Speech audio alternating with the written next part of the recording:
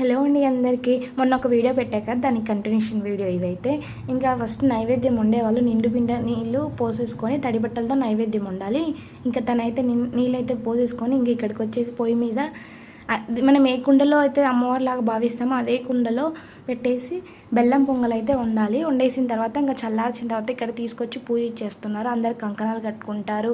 కుండ చుట్టూ పూలు చుట్టేసి పసుపు కుంకుమలు పెట్టేసి, అలాగే ఆ కుండ అంటే కుండ కదా, దాన్ని ఇంకా మేము ఆ కుండని ఇంకా అమ్మవారిలాగా భావించేస్తాం. ఇంకా అమ్మవారికి వెండిది ఒకటి బంగారుది ఒకటి తాలిబొట్టు కట్టేసి అమ్మవారికి ఒక కంకణం కూడా కట్టేసి వేప మండలతో నెత్తిపైన పెట్టేసుకొని గుడి చుట్టూ 3 రౌండ్లు అయితే తిరగాలి. అలాగే డప్పులు కూడా కంపల్సరీ ఉండాల్సిందే అక్కడ. ఇక్కడైతే అమ్మవారికి ఫస్ట్ దిష్టి తీసేసి టెంకాయ కొట్టుకొని బయలుదేరుతాం అనమాట.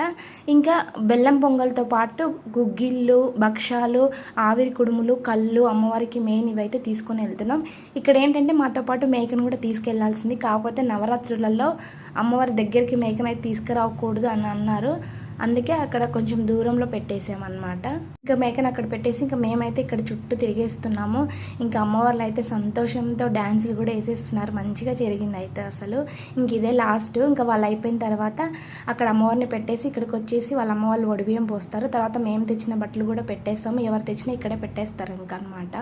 ఇంకా వీడియో అయితే ఇంతే అండి. వీడియో నచ్చితే ప్లీజ్ లైక్ అండ్ సబ్స్క్రైబ్ అండి.